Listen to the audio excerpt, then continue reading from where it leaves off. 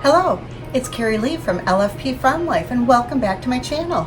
Today we're going to have some fun doing some winter canning and we're going to be doing some meals in a jar. And it's all going to be quick, easy, and simple. And what makes it so quick, easy, and simple is we're going to be using some recipes out of the all-new Ball Book of Canning and Preserving. And the recipes that I've selected today are going to be all cold packed. And we're mixing all the recipes and seasonings and everything up in a bowl and cold packing them in the jar. So it's going to be quick and simple, and we're going to be able to load the three of the recipes in the pressure canner all at one time and process them all at once for the quarts. So a lot of different meals are going to be completed all at one time. So a lot of your effort is just in a little bit of prep work, and you're going to see a lot of results quite quickly, and it's using a lot of the same ingredients, so it's not going to be a lot of effort for a whole lot of results. And you're going to get most of you can have the option of either doing quarts or pints, and I've actually selected to do both in the majority of these recipes. And the recipes that we're doing today are chicken and gravy, pot roast, hearty chicken stew, and beef stroganoff. And then in next week's video, you're going to see barbecue pulled pork, both canned and in an electric oven or roasting pot, and that we're going to freeze later. So I hope you join us for that video. And you're also going to see some new additions to the farm. So I hope you enjoy that. And another item that we're doing, the only one that I did not put in both quarts and pints, is my hearty beef stew.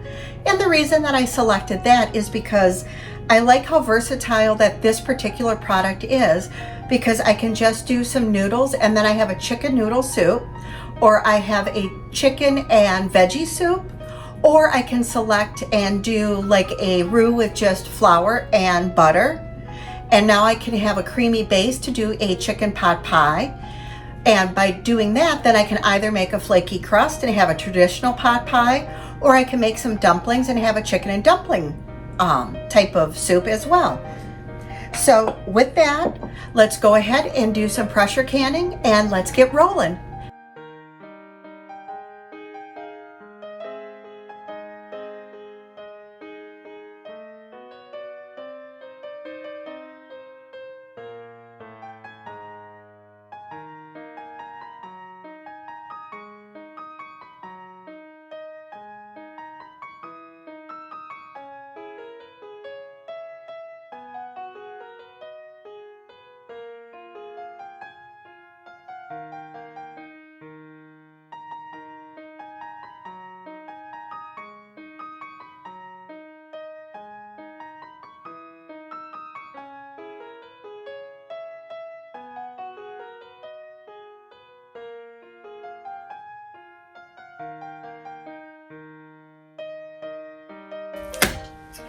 Thank you for joining me today for Meals in a Jar. We're going to be doing a couple of different recipes, and I really appreciate you joining me. I haven't done a lot of canning recently, but it's something that I need to get back into, and I'm really glad that you got to join me today. First of all, I just need to take this English roast, and we're going to kind of cut it in half because it's going to do two separate recipes. And one is going to be a pot roast and the other is going to be a beef stroganoff. So let me just set that to the side. And we're just going to cut this into smaller bite-sized pieces. Just pains me to cut off this wonderful flavoring of this fat here. Normally I would just leave this on for a roast, but I don't want all this fat in something that I'm canning. I absolutely love the idea of meals in a jar because it's something that you can quickly just put together, not only for your canning, but it's something that you can quickly grab off your shelf and have a meal almost instantaneous. And it really doesn't take that much time out of your schedule to put together either. The prep work takes a few moments because you do have quite a bit of chopping for your different veg and that sort of thing. I do have a number of items that I would like to get canned up within the next week or so. But unfortunately, I've got a few different places that I need to go this week. So I can't do an entire week's worth of canning. Otherwise, I would have just spent the whole week canning. So I would have been able to chop everything all at once and just dedicated a few days back to back. So I would have been able to prep a large portion of all my veg all at one time, which would have made it a little bit more of a efficient use of time. But I'm just going to use the time that I've got and do a few things here and there and, you know, just do the best that I can, because not everyone, or not all the time, can I dedicate big swaths of time to canning great big projects all at one time, which is kind of nice when, you know, you've only got a few hours here or a few hours there. But even with what I'm doing today, we are going to get 3 different recipes done in not very much time. Granted, we're only going to do 2 quarts of 3 different recipes, but if you'd like, these 2 recipes you can either do in 2 quarts, or you can also can them in 4 pints as well. So that gives you a couple of other options instead of just the 2 large quarts if you need smaller quantities. So that makes it a little bit more versatile as well. And I am using an English roast, which is very similar to a chuck roast. If you don't want to use one of your chuck roasts, you can also use stew meat. That works just as well as a chuck roast or a rump roast or a round roast. Any of those would work just perfectly fine for any of these recipes that I'm doing today. Our recipes today are coming out of the all-new Ball Book of Canning and Preserving. We are doing some of the quick and easy, simple 1-jar meals. We're doing the chicken and gravy dinner, the roast in a jar, and the beef stroganoff. So now that we have our meat all cut up, it really is just a quick and simple assembly mechanism. There's a couple of ways that you can put this together because it really is just a cold pack. Some people will layer their meat, layer their veg, and then put their seasonings on top. I prefer to actually layer everything with my meats, mix the seasoning in, and then pack it in my jar, and then put in my broth or my liquid. Because I don't have any I don't have any beef broth made currently, I'm going to just put water in that. So I'm just going to go ahead and start with the chicken. So for our chickening, well, actually, let me start with the one that requires carrots because I have that in my 1 cup measure, and I'm going to need that for the rest of the recipes. So the one that has carrots in it is our roast in a jar. So let's grab a little bit of beef here. So let's first start with that. So we've got approximately 2 pounds of beef in this bowl. So we're going to put in 1 cup of carrots, and there's that. And we're going to put in a 1/2 cup of diced celery. So let's get that out of our celery measure.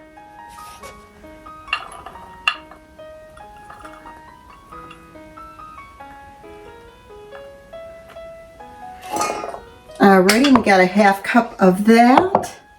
And then we need 1 cup of our diced onions and also a cup of our diced potatoes as well. So let's get in a cup of potatoes.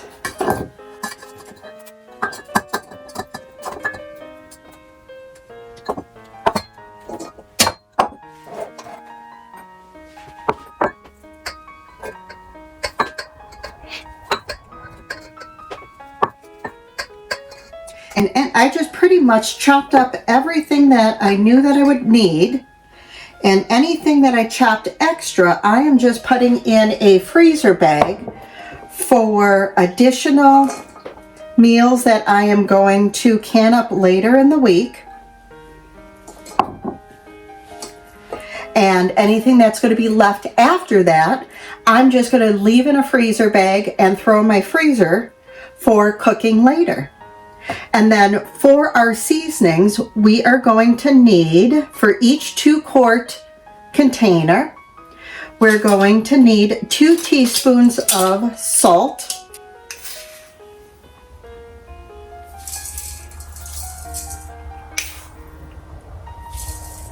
1 teaspoon of ground black pepper,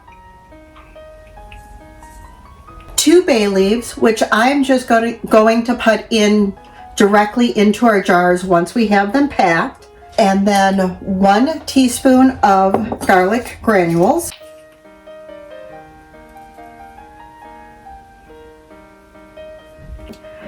2 teaspoons of dry thyme,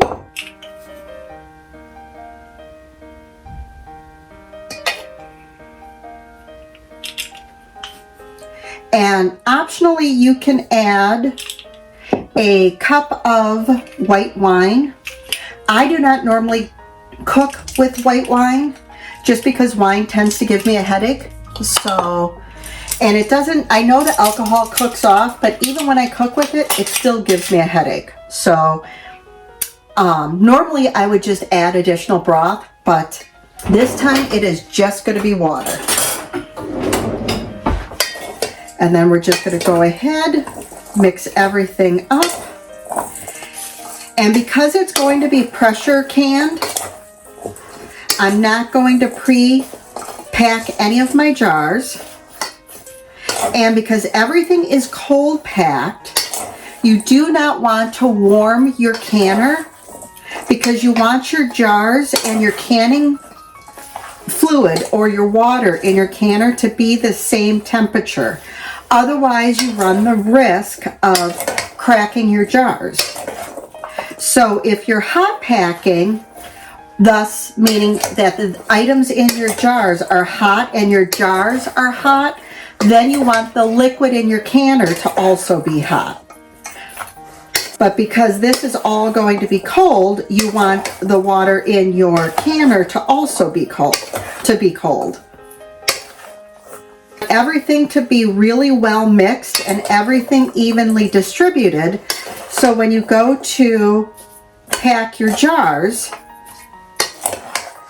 that each jar has an equal-ish amount of all of your ingredients.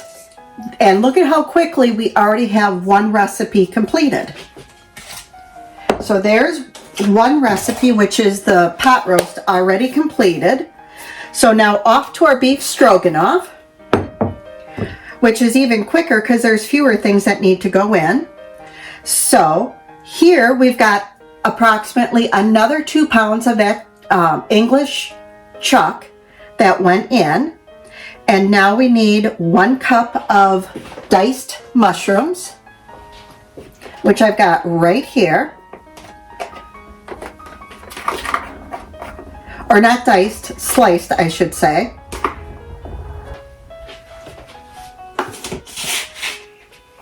And then the next item is 1 cup of chopped onions.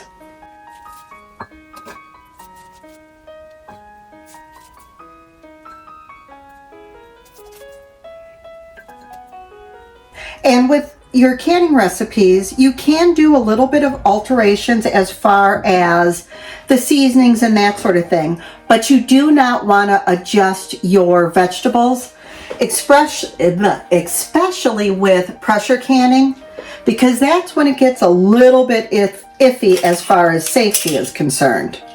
And I'm usually a free spirit with my canning, except for my pressure canning. That I pretty much stick directly by the book. So now on to our seasonings. So again, we've got a couple teaspoons of salt going in. And I am just using a coarse ground kosher here. And then black pepper, we've got a teaspoon. Then we've got 2 teaspoons of thyme.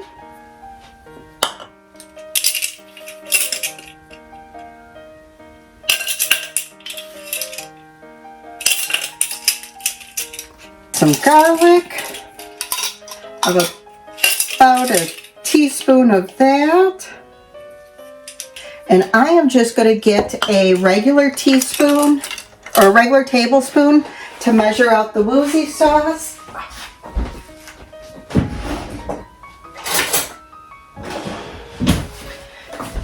Because I just don't want to get my regular measurer wet for the last recipe. And again, we're going to need 4. 1.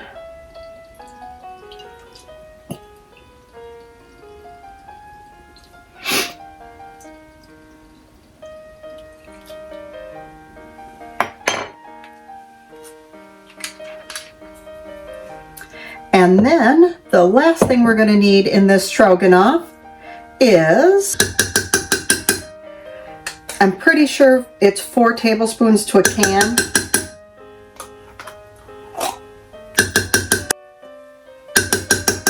Yeah, it is. Because it's interesting that the tomato paste is in the beef stroganoff rather than the pot roast. Because I put tomato paste in my pot roast. I don't normally put tomato paste in my stroganoff that I make at home, that I make from scratch in my normal recipes. So it should be interesting to see how this all comes together. And then when you go and make this one, when you open up the can after you get this all canned and you go to serve it, you warm this one up and you warm it up for 10 minutes, stirring often. And once you remove it from the heat, you stir in a large spoonful of sour cream. And then I tend to like this served over egg noodles. Some people like their stroganoff over mashed potatoes or rice. So I think this will be quite interesting with the tomato paste added and the Worcestershire sauce, because neither one of those are ingredients that I would normally add in my beef stroganoff that I normally make from scratch. So I'm quite excited to see how this turns out, because I have never made any of these before. Which is why I am only doing the 2 quarts rather than doing large batches, before I, really do a big grouping of them. I don't want to do a whole bunch of them and then go, yeah, this really isn't for us. But if there's something that I really, really like, then I'm going to go back and make a whole bunch of them, because I really like the idea of a quick and easy meal that we can just pop open, warm up, and, it's a quick meal if we come in from the barn late or what have you. And then the last one is going to be the chicken and gravy. And this is something that I think Les will really like having over rice or something like that. And this is super easy because it's just, again, approximately 2 pounds of chicken thighs. You can use chicken breast. And you want it boneless and skinless. And I chopped it up into approximately like little 2-inch chunks. And we are going to add in 1 cup of celery. So let me find something to hold this down. I think is the woozy sauce going to be enough to hold her? I think so. So we've got a cup of celery going in.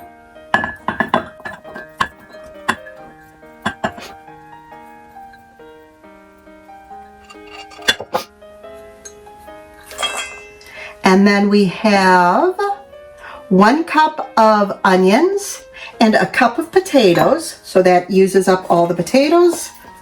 And a cup of onions.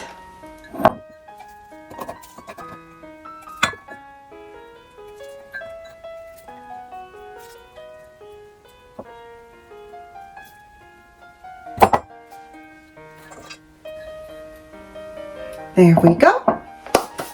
So that's all the ingredients. That's all that took for that chicken and gravy. And now for our seasonings again. So we've got 2 teaspoons of that salt.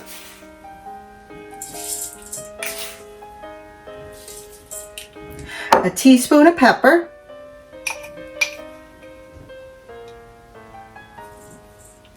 And 2 teaspoons of poultry seasoning. And I'm just using my Azure poultry seasoning. If you have something different that you like on your poultry, because I know I use something different when I do a roast chicken, you know, feel free to adjust your seasonings. But like I said, this is my first run at it, so I kind of want to follow the recipe to a T this first time, see what it's like, and then I'll make adjustments after that. And 4 tablespoons of a dry white wine, which I'm going to skip because, you know, like I said, wine just doesn't agree with me. And then we're just going to mix this together. And that is all she wrote. And how simple is that?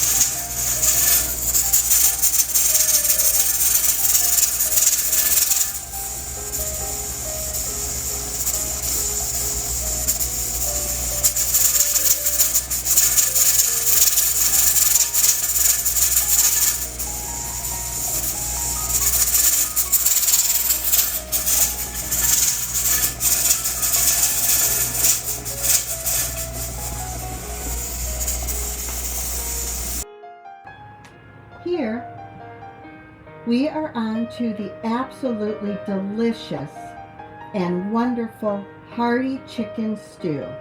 It is one of my absolute favorite recipes. I love it so much that we have doubled this particular recipe. As you can see, we have our diced onions, mushrooms, carrots, potatoes, celery. I have skipped the white wine. As you know, it gives me a headache. Our seasonings are quite simple and include thyme, salt and pepper, and I do believe I may have also included some poultry seasonings as well. And I did accidentally make an error in this recipe by adding the chicken a bit too early, and I did note it in the video ahead. So please do not follow my error, and make sure you follow the recipe in the book that I have linked below in the description.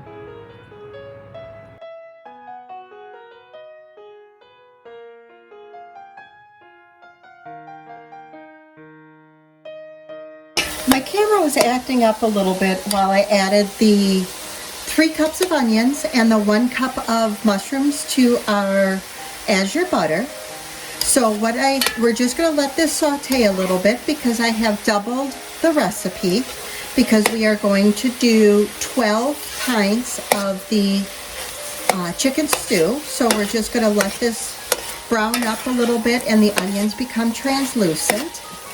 And then I'm also going to add my seasonings at this point in time.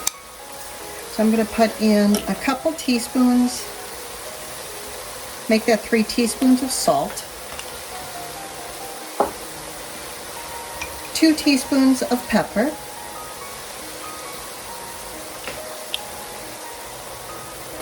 1 teaspoon of thyme, and 2 teaspoons of poultry.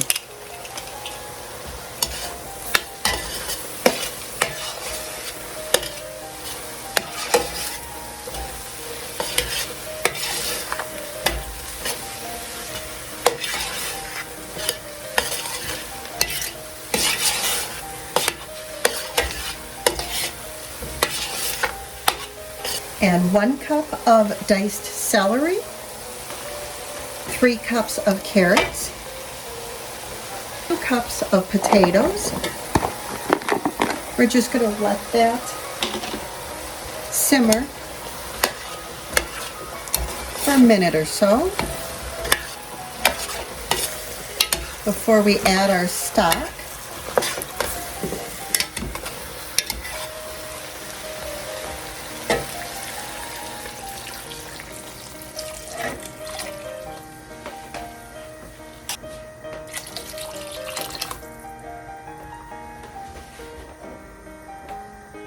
And then our chicken.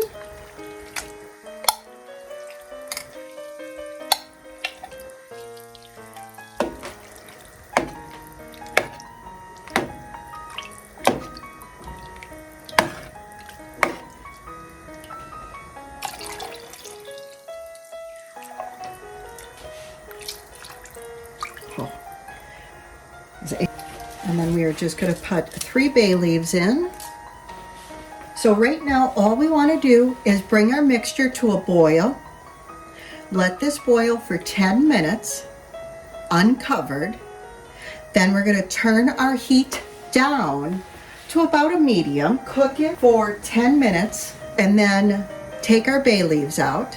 And then I'll join you for the last little bit, because we have to add just 2 little things prior to jarring everything up to put it in our pressure canner. So I am going to clean up my mess that I have just made, get our pressure canner ready, get our jars ready for the next steps for the canning process.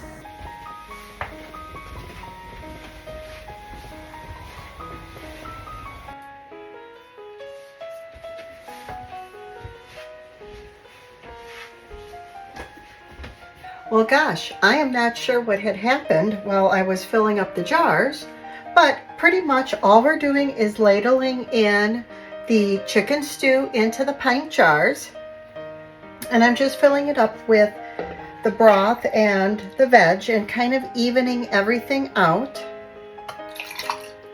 currently and making sure that we've got the appropriate headspace. And what I had done first was make sure that I kind of evened out the veg in each jar. I wanted to make sure that each portion had kind of the same amount of veg in each jar. I didn't want, the first jars to have the most vegetables and chicken, and the last jars to be, mostly broth. And I'm just using the boiling hot water, warming up my lids. I know that Ball says you don't need to do that anymore, but I've been canning for quite a while and it's just a hard habit to break. And when I pressure can, I don't want to have to reprocess anything, because it seems to be if you reprocess something, it just doesn't taste very good. And I just don't like canning failures to begin with. I know I can give it to the pigs, but I just hate to waste food.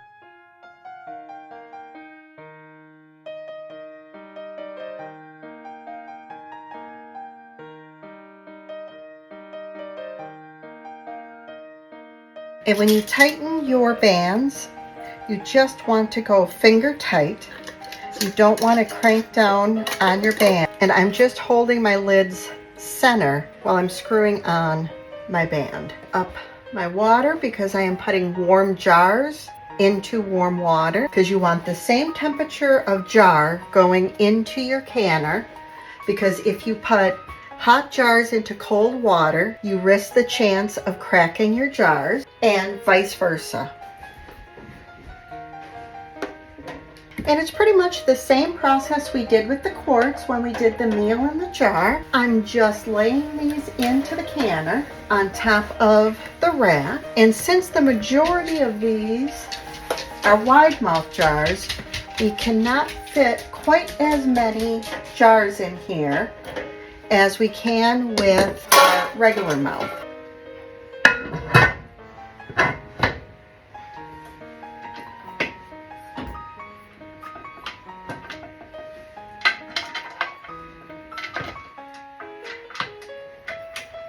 And like always, you just flip your nuts up and you turn them down opposite sides so that you get an even pressure. And we're going to can this at 1 hour and 15 minutes at 10 pounds of pressure.